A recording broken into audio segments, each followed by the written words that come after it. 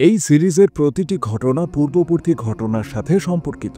আপনি এই সিরিজে নতুন হলে ডেসক্রিপশন বা আই বাটনে দেয়া লিঙ্কে ক্লিক করে আগের পর্বগুলো দেখে আসার অনুরোধ রইল।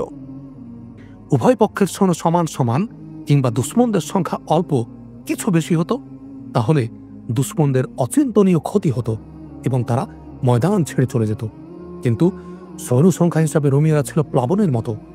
মুসলিম অশ্বারোহীদের হামলার প্রতিক্রিয়া তাদের উপর এই হয় যে তারা অসংখ্য লাশ এবং অগণিত আহতদের ফেলে পিছু হটে যায়, কিন্তু পালায় না, বরং সুশৃঙ্খলভাবে নিজেদের তাঁবুর কাছে ফিরে যায়।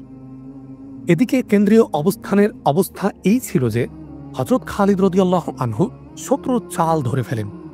রোমিয়ারা তখনও মুসলমানদের মধ্যম বাহিনীর সামনে বিদ্যমান ছিল। তারা হালকাভাবে হামলা করে পেছনে সরে যাচ্ছিল। হযরত খালিদ রাদিয়াল্লাহু আনহু বুঝতে পারেন যে শত্রুরা তাদেরকে ব্যতিব্যস্ত করে রাখতে চায়, যাতে তারা তাদের পার্শ্ববাহিনীর প্রতি মনোনিবেশ করার সুযোগ না পায়। হযরত খালিদ রাদিয়াল্লাহু আনহু ডান বাম বাহিনী সম্পর্কে খবর পেয়ে তিনি রোমিও সালার মাহানের পলিসি বিকার করতে নয়া কৌশল অবলম্বন করেন।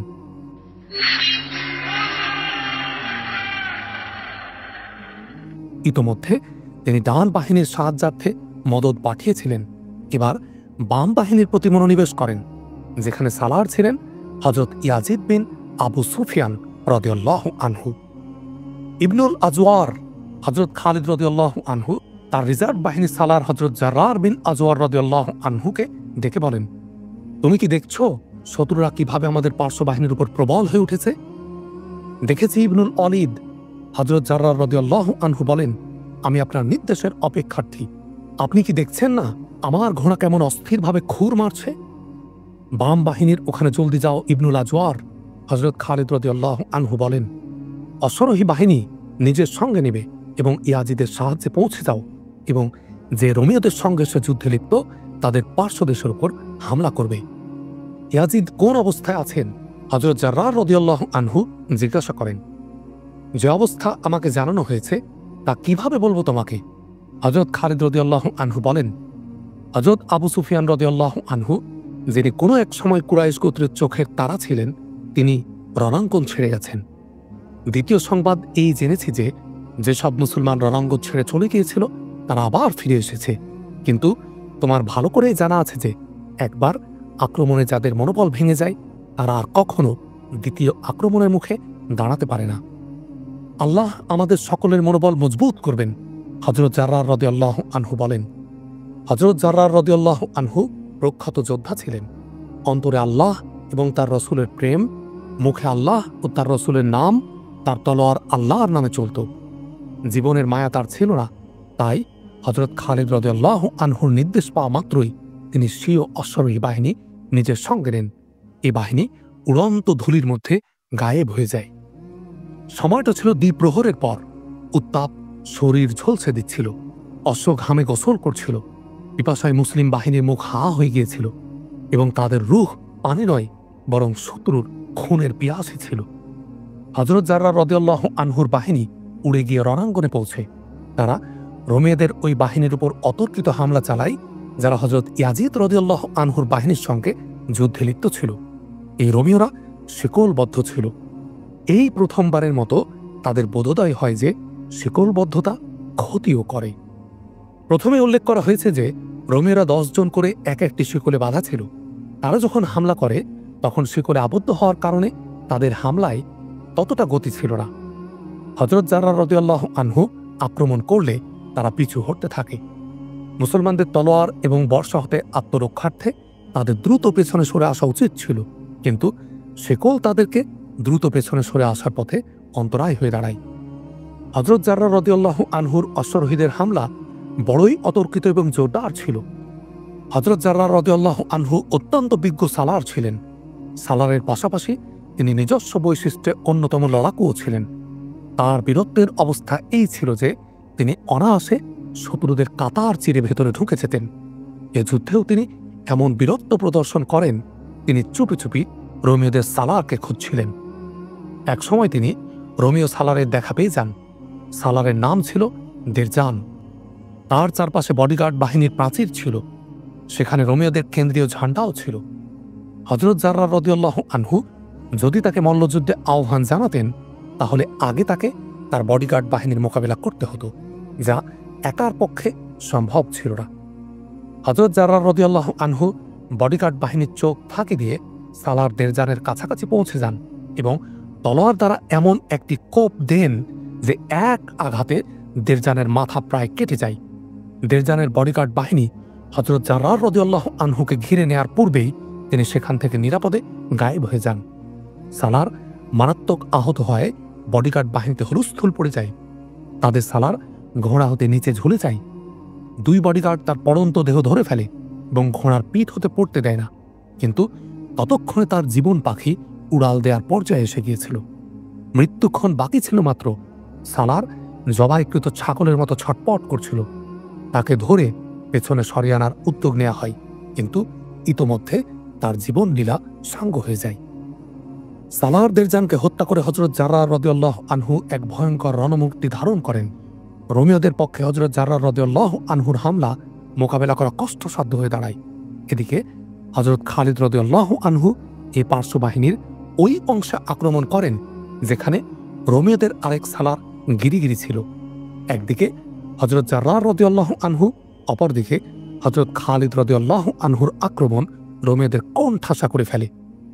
বেশি ক্ষতি সেসব সৈন্যদের হয় যারা পরস্পর শিকলবদ্ধ ছিল, কারণ তাদের পক্ষে দ্রুত পেছনে সরে আসা সম্ভব হয় না।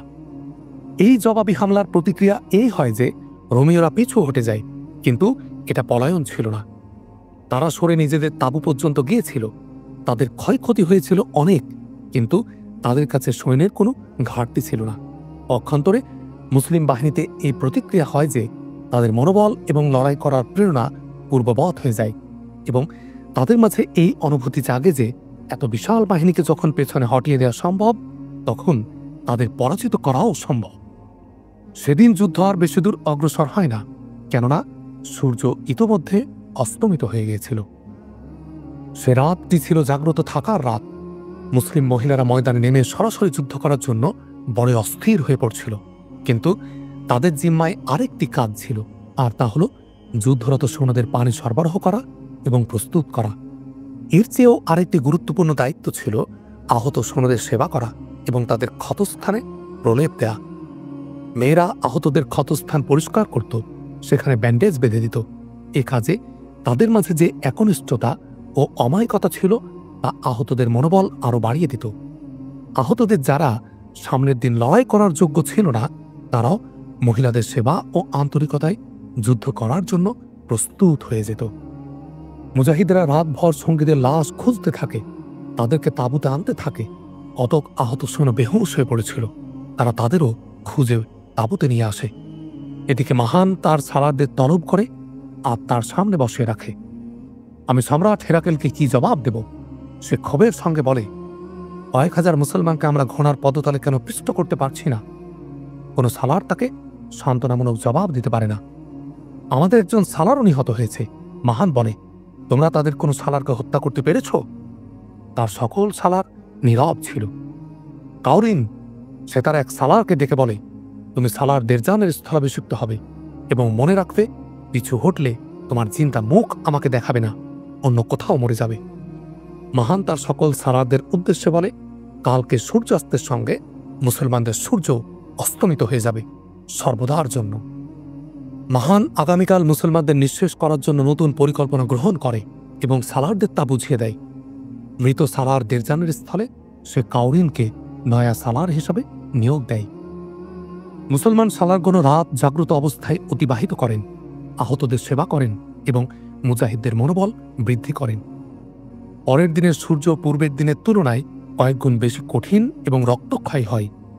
মুসলমানদের ডান বাহিনীর সালার ছিলেন হযরত আমর বিন আস রাদিয়াল্লাহু আনহু।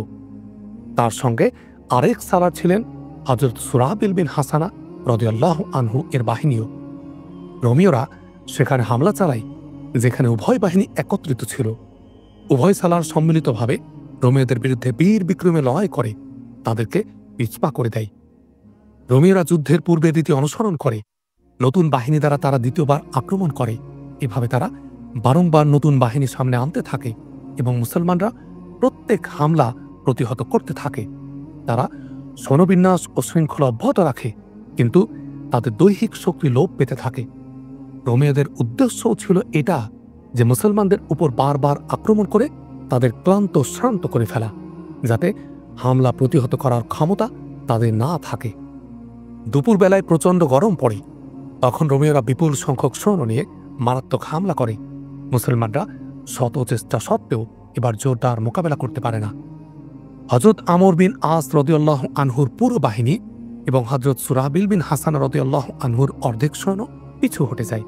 এদিনও তেমন হয় যেমন গতকাল হয়েছিল। পলায়নকারীদের গতিরোধ করে মহিলারা, তাদেরকে লাঠি দেখায়, উপহাস করে, আত্মমর্যাদাবোধ চাঙ্গা করে এবং তাদের মনোবল বৃদ্ধি করে। এক ঐতিহাসিক একটি তথ্য লিখেছেন, তা হল একজন মুজাহিদ রণাঙ্গন থেকে পালিয়ে আসে এবং মহিলাদের কাছে এসে জমিনে পড়ে যায়। তার শ্বাস প্রশ্বাস ফুলছিল, মুখ হা হয়ে গিয়েছিল। এক মহিলা দৌড়ে তার কাছে আসে এবং তার শিওরে এসে বসে পড়ে। তুমি আহত? মহিলা জিজ্ঞাসা করে। লোকটি কথা বলতে পারছিল না। সে মাথা দ্বারা ইশারা করে জানায় সে আহত নয়। তবে তুমি পালিয়ে এসেছো কেন? মহিলা জিজ্ঞাসা করে। তোমার কাছে কি তলোয়ার ছিল না? মুজাহিদ তলোয়ারের খাপ হতে তলোয়ার বের করে, যার আগা থেকে গোড়া পর্যন্ত পুরোটাই রক্ত রঞ্জিত ছিল। তোমার দেহে কি অন্তর ছিল না যে তুমি পালিয়ে এসেছ? মহিলা জানতে চায়। মুজাহিদ শ্বাস প্রশ্বাস স্বাভাবিক করার চেষ্টা করে, কিন্তু ব্যর্থ হয় এবং কথা বলতে পারে না। তোমার স্ত্রী এখানে আছে? লোকটি নেতিবাচক জবাব দেয়। বোন আছে? মহিলা জিজ্ঞাসা করে। মা? কেউ নেই, লোকটি অতি কষ্টে বলে। এসব মহিলা কি তোমার মাতা ও বোন নয়? মহিলা বলে। তুমি কি এটা সহ্য করতে পারবে? কাফেররা তাদের এখান থেকে ধরে নিয়ে যাক। না, মুজাহিদ জোরালো কণ্ঠে বলে। তুমি কি আল্লাহর রাস্তায় তোমার জীবন কুরবানি করবে না? অবশ্যই করব, মুজাহিদ জবাব দেয়। তবে এখানে এসে ভূসজ্জা নিলে কেন? মহিলা বলে। ক্লান্তিতে শেষ হয়ে গেছি। মুজাহিদ বলে। ধরো আমার হাত। মহিলা বলে। আমি তোমাকে দাঁড় করিয়ে দিচ্ছি। উঠতে না চাইলে তোমার তলোয়ার আমার হাতে তুলে দাও। তোমার স্থানে তোমার বোন লড়বে। মুজাহিদ নিজেই উঠে দাঁড়ায়, সোজা ময়দানে চলে যায়। ভাই, মহিলা বলে, আল্লাহ তোমাকে বিজয়ী বেশে ফিরিয়ে আনুক। মুসলমানদের পশ্চাৎপসারণ কাপুরুষতা ছিল না। তারা বীরত্বের সঙ্গে সামনে এগিয়ে লড়ছিল। বিশাল বাহিনীর বিরুদ্ধে তাদের লড়তে যাওয়াটাই ছিল এক বিরাট ব্যাপার। রোমীয়দের পরাজিত করার স্বপ্নটি হয়ে উঠছিল সুদূর পরাহত। মুসলমানদের বারবার পিছু হটা কোনো ভালো লক্ষণ ছিল না। কিন্তু হযরত খালিদ রাদিয়াল্লাহু আনহু পরাজয় স্বীকার করার মতো সালার ছিলেন না। অন্যান্য সালারগণ বিজয়ের প্রশ্নে ছিলেন দৃঢ় প্রতিজ্ঞাবদ্ধ। পিছু হটে যাওয়া সৈন্যদের সালার গুছিয়ে এক স্থানে জমা করছিলেন। হযরত খালিদ রাদিয়াল্লাহু আনহু উদ্বিগ্ন হয়ে ছুটছিলেন এবং দূতদের 11 মাইল লম্বা রণাঙ্গনের বিভিন্ন সালারদের বরাবর নির্দেশনা পৌঁছানোর জন্য পাঠাচ্ছিলেন। এক মহিলা একবার তার গতিরোধ করে। ইবনে ওয়ালিদ, মহিলা বলে, আল্লাহর কসম, আরব আপনার চেয়ে অধিক বীর ও জ্ঞানী ব্যক্তি আর দ্বিতীয় কাউকে জন্ম দেয়নি। আপনি আমার একটি কথা ভাববেন কি? সালাররা আগে আগে থাকলে সৈন্যরা তাদের পেছনে পেছনে যান কুরবান করে, আর সালার মনে মনে পরাজয় বরণ করে নিলে সৈনিকরা দ্রুতই পরাজিত হয়ে যায়। আমার বোন হযরত খালিদ রাদিয়াল্লাহু আনহু বলেন, আমাদের জন্য দোয়া করো। তোমাদের কানে এই খবর পৌঁছবে না যে ইসলামের সালারগণ রোমীয়দের হাতে পরাজিত হয়েছে। ওই মহিলা হযরত খালিদ রাদিয়াল্লাহু আনহুকে এমন কোনো পরামর্শ দেয় না যা তার জন্য নতুন ছিল, কারণ হযরত খালিদ রাদিয়াল্লাহু আনহু তো বরাবরই সিপাহীদের সামনে থাকা সালার ছিলেন। কিন্তু তারপরেও হযরত খালিদ রাদিয়াল্লাহু আনহু ওই মহিলার কথায় প্রভাবিত হন। মহিলাদের প্রেরণা প্রতি যুদ্ধে উদ্দীপ্ত হতো, কিন্তু ইয়ারমুক যুদ্ধে মহিলাদের প্রেরণা কিছুটা অন্যরকম ছিল। তারা পুরুষদের কাঁধে কাঁধ মিলিয়ে যুদ্ধ করার জন্য মুখিয়ে ছিল। এটা বাস্তব সত্য যে ইয়ারমুক যুদ্ধে মহিলারা গুরুত্বপূর্ণ ভূমিকা পালন করে। তারা মুজাহিদদের দেহ এবং প্রেরণা চাঙ্গা করে রেখেছিল, তাদেরকে নতুন স্পন্দন জুগিয়েছিল। এরপরেই হযরত খালিদ রাদিয়াল্লাহু আনহু ওই অশ্বারোহী বাহিনীর সঙ্গে নেন, যাদেরকে তিনি বিশেষ উদ্দেশ্যে প্রস্তুত করে রেখেছিলেন। এ বাহিনীকে তিনি বিশেষ ট্রেনিং ও প্রশিক্ষণ দিয়েছিলেন। তারা তার স্থান ও পন্থা পরিবর্তন করে লড়াই করার বিশেষ যোগ্যতা রাখত। এ বাহিনী সালার কানাতিরের অধীনে থাকা রোমীয় বাহিনীর উপর হামলা করে। তারা ডান বাহিনীর উপর হামলা করেছিল। হযরত খালিদ রাদিয়াল্লাহু আনহুর নির্দেশে সালার হযরত আমর বিন আস রাদিয়াল্লাহু আনহু ওই দলেরই বাম পার্শ্বে আঘাত করেন। তার সঙ্গে হযরত সুরাবিল রাদিয়াল্লাহু আনহুর বাহিনীও ছিল। এ দলটি ছিল পদাতিক। রোমীয়রা বড়ই দুর্দান্তভাবে এই উভয়মুখী হামলা প্রতিহত করে। তারা ক্লান্ত বাহিনী পেছনে সরিয়ে এনে সামনে তাজাদম সৈন্য এগিয়ে দিচ্ছিল। ক্লান্ত অবসন্ন মুজাহিদরা যেন কসম করেছিল যে তারা পিছু হটবে না। এ যুদ্ধে ব্যাপকভাবে মুসলমানদের প্রাণহানি হয়। শাহাদাত বরণকারীদের সংখ্যা কয়েকশো ছাড়িয়ে গিয়েছিল। তারা রোমকদের পরাজিত না করতে পারলেও এই সফলতা অবশ্যই অর্জন করে যে রোমীয়দেরকে তাদের রণাঙ্গন পর্যন্ত পিছু হটিয়ে দেয়।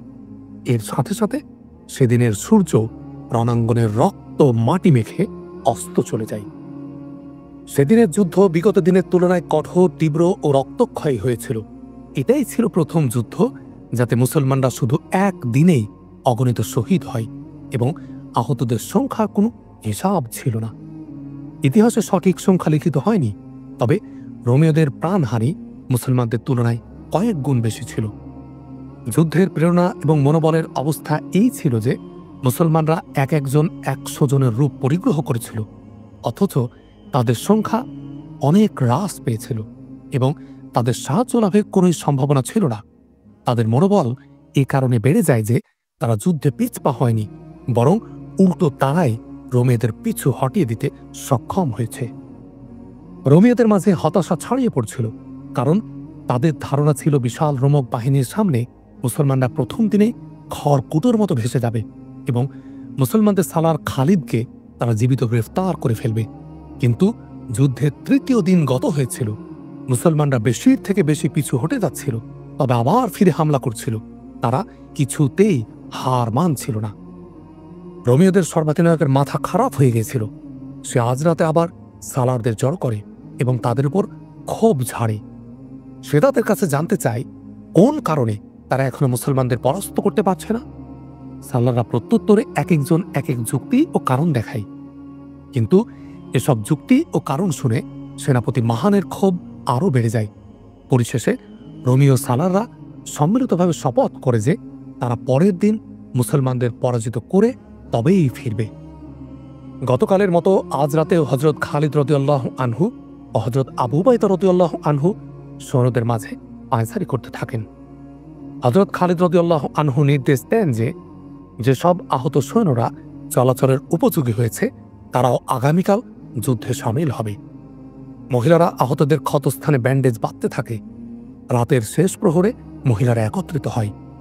উক্ত সমাবেশে হযরত আবু সুফিয়ান রাদিয়াল্লাহু আনহুর স্ত্রী হিন্দা রাদিয়াল্লাহু আনহা এবং হযরত জাররার রাদিয়াল্লাহু আনহুর বোন মহিলাদের জানান যে আগামীকাল চূড়ান্ত ফলাফলের দিন হবে, আর আমাদের পুরুষদের শারীরিক অবস্থাও আমাদের সামনে রয়েছে।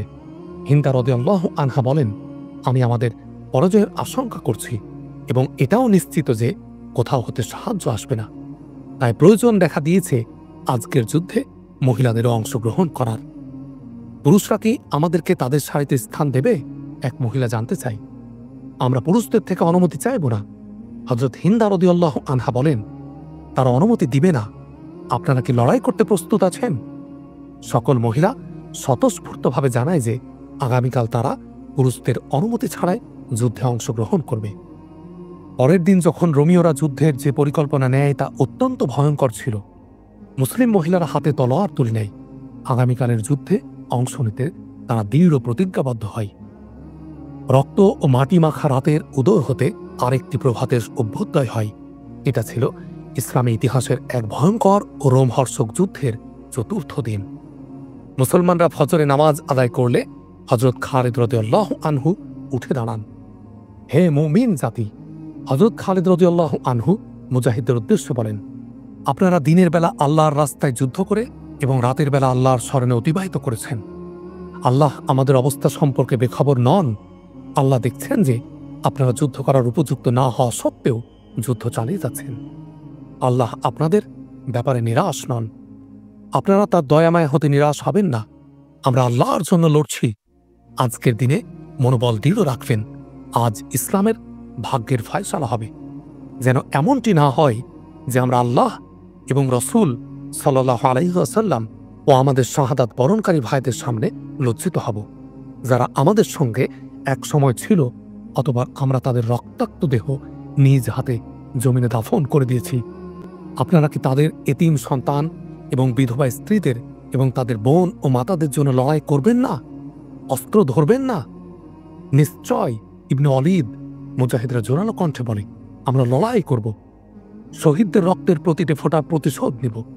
আজ লড়ব, কাল লড়ব, এভাবে যতদিন জীবিত থাকব কাফিরদের বিরুদ্ধে যুদ্ধ করতে করতে জীবন পার করব। এমনইভাবে মুজাহিদরা হযরত খালিদ রাদিয়াল্লাহু আনহুর কথার জবাবে স্বতঃস্ফূর্তভাবে লাব্বাইক লাব্বাইক বলে। তবে তাদের আওয়াজে ওই প্রাণ ছিল না যা থাকার কথা ছিল। তাদের মধ্যে জিহাদের প্রেরণা মজবুত ছিল। হযরত খালিদ রাদিয়াল্লাহু আনহুর এই বার্তা সারা রণাঙ্গনে পৌঁছানো হয়। প্রত্যেক সালারের মুখে এই কথা ছিল, আজকের দিন মনোবল হারিও না, মাত্র আজকের দিনটা। ওদিকে রোমীয় বাহিনীর সালাররাও এ নির্দেশ পেয়েছিল, আজ মুসলমানদের নিপাত করে দাও। প্রভাতের আলো ছড়িয়ে পড়তে না পড়তে রোমীয় বাহিনীর আত্মপ্রকাশ ঘটে। তাদের গতি এবং পরিকল্পনা ছিল আগের দিনের মতোই। তারা এসে মুসলমানদের ডান বাহিনী সালার হযরত আমর বিন আস রাদিয়াল্লাহু আনহুর বাহিনীর উপর হামলা করে। আক্রমণকারীরা ছিল আর্মেনীয় সৈন্য, যাদের সালার ছিল কানাতির। হযরত আমর বিন আস রাদিয়াল্লাহু আনহুর বাহিনীতে সালার হযরত সুরাবিল রাদিয়াল্লাহু আনহুর বাহিনীও ছিল। তাদের উপর আর্মেনীয় সৈন্যরা আক্রমণ করে এবং তাদের সাহায্যের জন্য ঈসাই বাহিনীও সঙ্গে ছিল। হযরত আমর বিন আস রাদিয়াল্লাহু আনহুর জন্য পরিস্থিতি উদ্বেগজনক হয়ে যায়। তিনি দীর্ঘক্ষণ সামনে টিকতে পারেন না। হযরত আমর বিন আস রাদিয়াল্লাহু আনহুর সৈন্যরা শৃঙ্খলা ও বিন্যাসচ্যুত হয়ে যায়। তারা আক্রমণকারীদের উপর একযোগে ঝাঁপিয়ে পড়ে। তারা মূলত পিছু হটছিল, কিন্তু তারা পিছু হটার জন্য প্রস্তুত ছিল না। তাই তারা যুদ্ধ সারি ভেঙে স্বতন্ত্রভাবে লড়াই শুরু করে। হযরত আমর ইবনুল আস রাদিয়াল্লাহু আনহু সালার হতে সিপাহী হয়ে যান। তিনি ছিলেন তলোয়ারের রাজা। একা তার তলোয়ার অনেকে আর্মেনীয় সৈন্যকে রক্তের সাগরে স্নান করিয়ে দেয়। তার বাহিনীর প্রত্যেকে ব্যক্তিগতভাবে লড়ছিল। তাদের উপর সালারের কোনো কমান্ড ছিল না। যুদ্ধের চাপে কমান্ড ছিন্ন ভিন্ন হয়ে যায়। মুজাহিদরা শত্রু বাহিনীর বিন্যাসও লণ্ডভণ্ড করে দেয়। রোমীয়দের সমমনা আর্মেনীয় সৈন্যরা এ ধরনের যুদ্ধের তীব্রতা সহ্য করতে পারে না, কিন্তু তারা পিছপাও হচ্ছিল না। এর এক কারণ এই ছিল যে তাদের পশ্চাতে ঈসাই তাজদম সৈন্যের পাহাড় মজবুতভাবে ছিল। তারা আর্মেনীয় সৈন্যদের পেছনে সরে আসতে দিচ্ছিল না। দ্বিতীয় কারণ ছিল তাদের সালারের পক্ষ হতে পিছু হাঁটার অনুমতি মিলছিল না। আর তৃতীয় কারণ হল মুসলমানরা সংখ্যায় কম হওয়া সত্ত্বেও তারা তাদেরকে যুদ্ধ হতে বের হওয়ার ফোর্সও দিচ্ছিল না। হযরত সুরাবিল রাদিয়াল্লাহু আনহুর বাহিনীর অবস্থা ভালো ছিল না। শত্রুরা তাদের অনেক দূর পর্যন্ত হটিয়ে দিয়েছিল। মুজাহিদরা প্রাণপণ লড়াই করে, কিন্তু শত্রুদের প্রচণ্ড চাপ সহ্য করা তাদের সাধ্যের বাইরে চলে গিয়েছিল। হযরত খালিদ রাদিয়াল্লাহু আনহু উদ্ভূত পরিস্থিতি দেখে তা উত্তরণের জন্য এই কৌশল গ্রহণ করেন যে তিনি হযরত আমর বিন আস রাদিয়াল্লাহু আনহু এবং হযরত সুরাবিল রাদিয়াল্লাহু আনহুর উপর আক্রমণকারী আর্মেনীয় সৈন্যদের উপর পার্শ্বদেশ হতে আক্রমণ করতে চান এবং তাদের সাহায্যে আসা বাহিনীর রাস্তাও বন্ধ করার পদক্ষেপ গ্রহণ করেন। তিনি তৎক্ষণাৎ দূত তলব করেন, আবু উবাইদা এবং ইয়াজিদকে বলো তারা যেন সামনে অগ্রসর হয়ে রোমীয়দের উপর হামলা করে। হযরত খালিদ রাদিয়াল্লাহু আনহু বলেন, এবং তাদের এটাও বলবে যে শত্রুদের ওই বাহিনীকেও আটকে রাখবে, যাতে তারা আমাদের ডান পার্শ্বদেশে না যেতে পারে। তাদের আরও জানাবে যে অশ্বারোহী দলও তাদের সঙ্গে হামলা করবে। দূত ঘোড়া ছুটিয়ে দেয় এবং হযরত আবু উবাইদা রাদিয়াল্লাহু আনহু এবং ইয়াজিদ বিন আবু সুফিয়ান রাদিয়াল্লাহু আনহুর কাছে গিয়ে পৌঁছে। বার্তা পাওয়া মাত্রই উভয় সালার তাদের সামনে থাকা রোমীয় বাহিনীর উপর চড়াও হন। হযরত খালিদ রাদিয়াল্লাহু আনহু তার বিশেষ বাহিনীকে দুভাগে ভাগ করেন। এক অংশের কমান্ডার বানান কায়েস বিন হুবাইরাকে, আর দ্বিতীয় অংশটি নিজের কমান্ডেই রাখেন। হযরত খালিদ রাদিয়াল্লাহু আনহু তার ডান পার্শ্ব বাহিনীর পেছন কেটে সামনে চলে যান এবং সেদিক দিয়ে আর্মেনীয় সৈন্যদের উপর আক্রমণ করেন। তার নির্দেশে কায়েস বিন হুবাইরার অশ্বারোহী দলটি আর্মেনীয় সৈন্যদের উপর অপর পার্শ্ব হতে আক্রমণ করে। হযরত সুরাবিল রাদিয়াল্লাহু আনহু সামনের দিক থেকে আক্রমণ করেন। এটা ত্রিমুখী হামলা ছিল, যা আর্মেনীয় সৈন্যদের জন্য কিয়ামত সম প্রমাণিত হয়। ঈসাইরা তাদের সাহায্যে আসে, কিন্তু অগণিত লাশ, ছটপট করা আহত সৈন্য এবং লাগামহীন পলায়নপর ঘোড়া ফেলে পিছপা হয়ে যায়। তারা পিছু হটতে হটতে তাদের তাঁবু পর্যন্ত গিয়ে পৌঁছে। তখনও পশ্চাতাপনের সময় আসেনি। হযরত খালিদ রাদিয়াল্লাহু আনহু আত্মরক্ষামূলক লড়াই করছিলেন। তিনি চাচ্ছিলেন শত্রুরা আক্রমণ করে করে ক্লান্ত হয়ে যাক। হযরত আবু উবাইদা রাদিয়াল্লাহু আনহু এবং হযরত সুরাবিল রাদিয়াল্লাহু আনহুর সামনে অগ্রসর হয়ে যে হামলা করেন, তাতে তাদের চড়া মূল্য দিতে হয়। শত্রুরা উভয় সালারের বাহিনীর উপর তীর বৃষ্টি বর্ষণ করে। এটা কোনো গতানুগতিক তীর বর্ষণ ছিল না, বরং বাস্তব অর্থে টার্গেট নির্ধারণ করে তীর বৃষ্টি ছিল। এ সময় রোমীয়রা তাদের সকল তীরন্দাজদেরকে সামনে নিয়ে এসেছিল। কোনো কোনো ঐতিহাসিক লিখেছেন, এত তীর বৃষ্টি হয়েছিল যে তীরের ঝাঁক সূর্যকে আড়াল করে ফেলেছিল। তীরন্দাজদের যোগ্যতা এবং নিপুণতার অবস্থা এই ছিল যে 700 মুসলমানের চোখে তীর এসে বিদ্ধ হয় এবং চোখ নষ্ট হয়ে যায়। এ কারণে সেদিনকে ইয়ামুন নুফুর বলা হয়। মুসলিম তীরন্দাজ বাহিনী রোমীয়দের উপর তীর চালিয়েছিল, কিন্তু মুসলমানদের তীর ব্যর্থ প্রমাণিত হয়, কেননা মুসলমানদের কামান ছোট ছিল, ফলে তাদের তীর দূরের লক্ষ্যবস্তুতে আঘাত হানতে পারছিল না। এছাড়াও রোমীয়দের তুলনায় মুসলিম তীরন্দাজদের সংখ্যা ছিল অনেক কম। হযরত আবু সুফিয়ান রাদিয়াল্লাহু আনহুর চোখেও তীর লাগে, এতে তার এক চোখ নষ্ট হয়ে যায়। এমত অবস্থায় মুসলমানদের জন্য ময়দানে টিকে থাকাই ছিল দুষ্কর। ফলে হযরত আবু উবাইদা রাদিয়াল্লাহু আনহু এবং হযরত সুরাবিল রাদিয়াল্লাহু আনহুকে পেছনে সরে আসতে হয়। 700 মুসলমান শুধু তারাই ছিল যাদের চোখে তীর লেগেছিল, এছাড়া আহতদের সংখ্যাও কম ছিল না। রোমীয় সর্বাধিনায়ক মাহান একটি উঁচু টিলার উপর থেকে যুদ্ধের দৃশ্য অবলোকন করছিলেন। উপযুক্ত সময় এসে গেছে। মাহান জোরালো আওয়াজে বলে, এখন এসেছে হামলার মোক্ষম সময়, তারা আর টিকতে পারবে না। সে তার 2 সালারকে ডেকে বলে, গিরিগিরি, কাউরিন, তেজদীপ্ত হামলা চালাও, চূড়ান্ত ফয়সালার সময় এসে গেছে। যুদ্ধের শোরগোল এবং অতি দূর হতে মাহানের আওয়াজ তার সালারদের পর্যন্ত পৌঁছা সম্ভব ছিল না। তার চিৎকার দূত শুনতে পেত, যারা সর্বক্ষণ তার আশপাশেই থাকত। আর কোনো নির্দেশ? এক দূত এগিয়ে এসে মাহানকে জিজ্ঞাসা করে। মাহান তার পুরো নির্দেশ প্রদান করে এবং দূতের ঘোড়া দ্রুত গতিতে টিলা থেকে নেমে যুদ্ধের ময়দানের কিয়ামতসম অবস্থার মধ্যে গায়েব হয়ে যায়। মাহান মুসলিম বাহিনীকে এ অবস্থায় আনতে চাচ্ছিল যে তারা যেন হামলা প্রতিহত করার যোগ্য না থাকে। এ অবস্থায় এসে গিয়েছিল। মুসলমানদের সংখ্যা 1000-এর মতো কম হয়ে গিয়েছিল। যারা আহত হয়নি, তারাও দৈহিকভাবে ক্লান্তির চূড়ান্ত পর্যায়ে পৌঁছে গিয়েছিল। রোমীয়দের পক্ষে সেই সুবর্ণ সময় এসে গিয়েছিল, যার নির্দেশ মাহান গতরাতে তার সালারদের প্রদান করেছিল। মাহানের নির্দেশ পৌঁছতেই রোমীয়রা মুসলিম 3 সালার, হযরত আবু উবাইদা রাদিয়াল্লাহু আনহু, হযরত ইয়াজিদ বিন আবু সুফিয়ান রাদিয়াল্লাহু আনহু এবং হযরত ইকরিমা রাদিয়াল্লাহু আনহুর বাহিনীর উপর একযোগে আক্রমণ করে।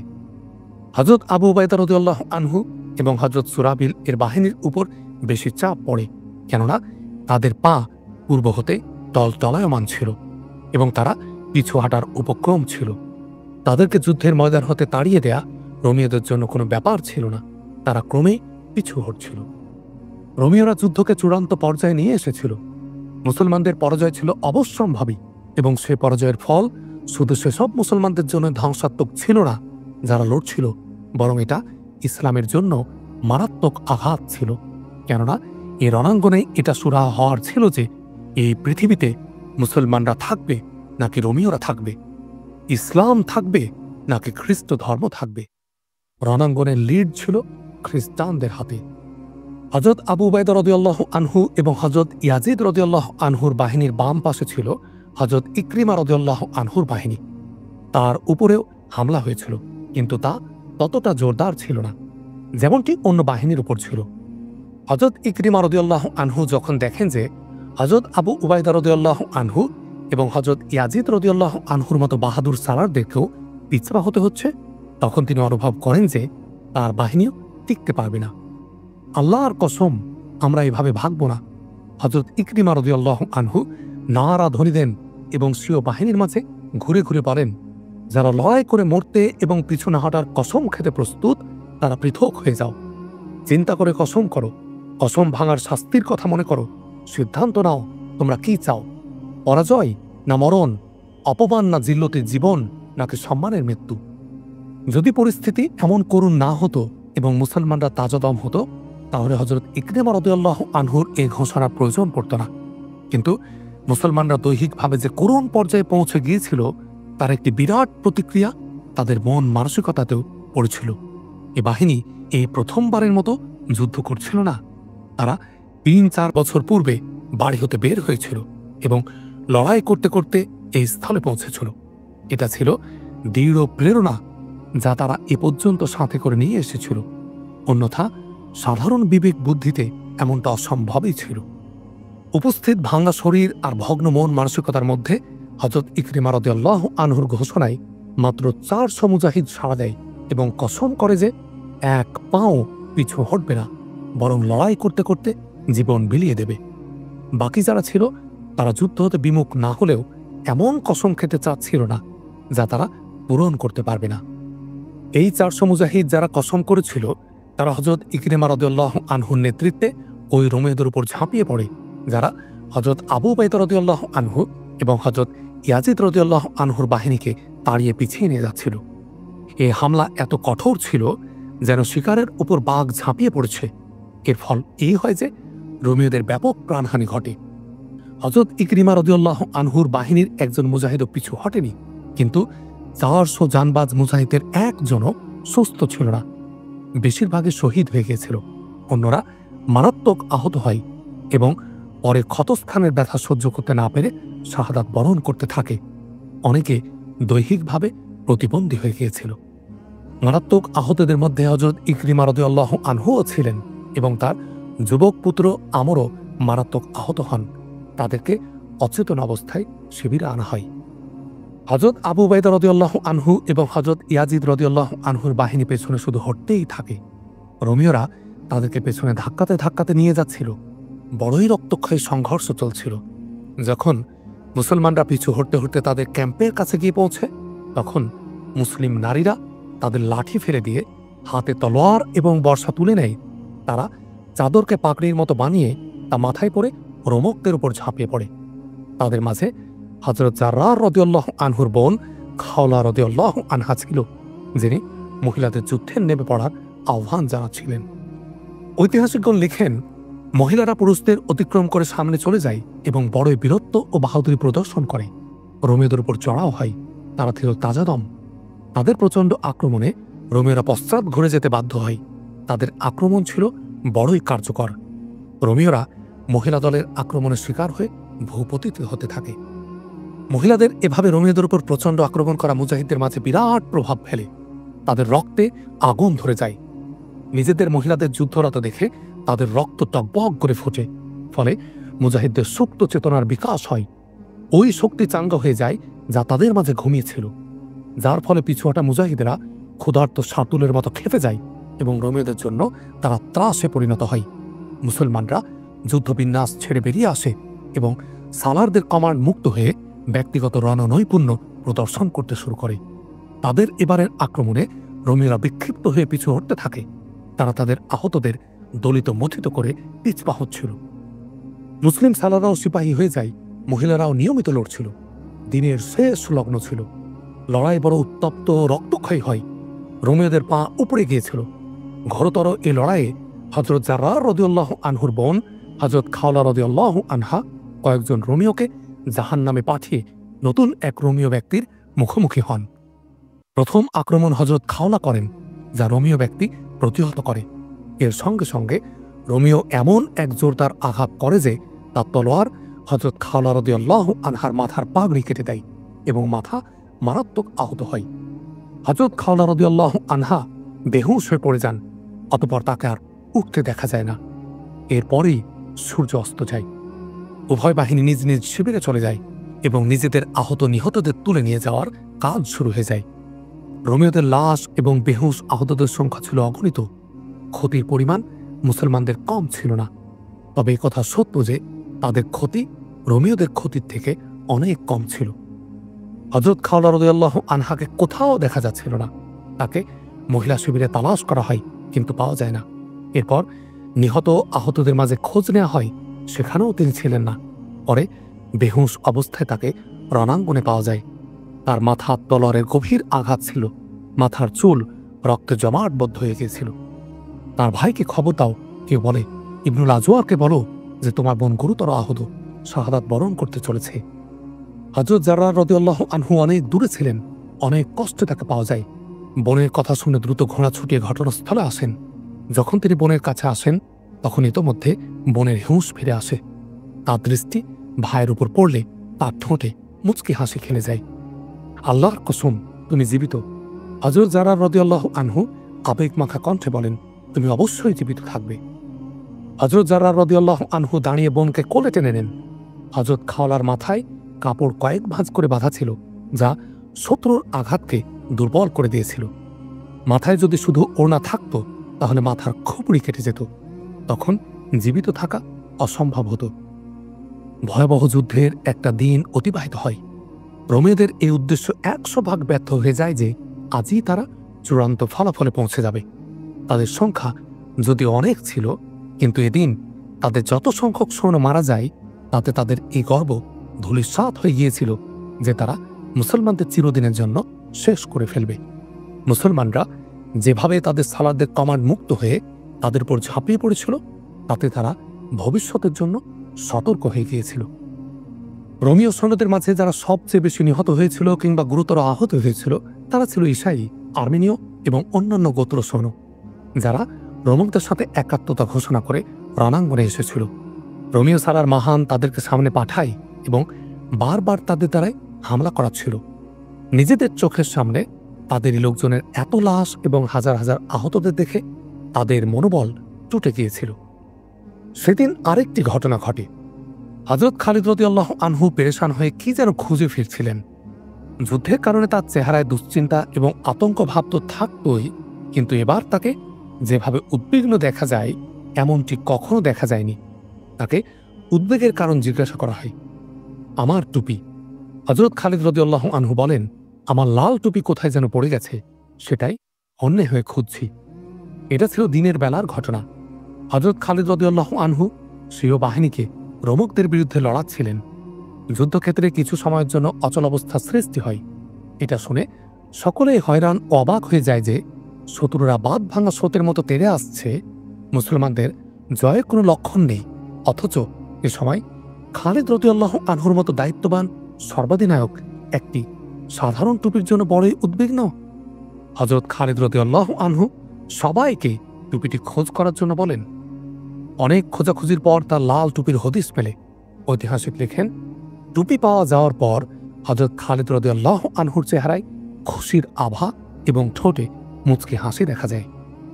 ইবনুল ওয়ালিদ এক সালার কৌতূহল দমাতে না পেরে জিজ্ঞাসা করে, আপনার মাঝে কি তাদের ব্যাপারে কোনো চিন্তা শোক নেই, যারা চিরদিনের জন্য আমাদের থেকে বিচ্ছিন্ন হয়ে গেছে? আপনি একটি টুপির জন্য এত কাতর হয়ে পড়লেন যে? এই টুপির মূল্য ও মর্যাদা কেবল আমিই জানি। হযরত খালিদ রাদিয়াল্লাহু আনহু বলেন, বিদায় হজে রাসূলুল্লাহ সাল্লাল্লাহু আলাইহি ওয়াসাল্লাম মাথার চুল মুন্ডালে কিছু চুল আমি সংগ্রহ করে রাখি।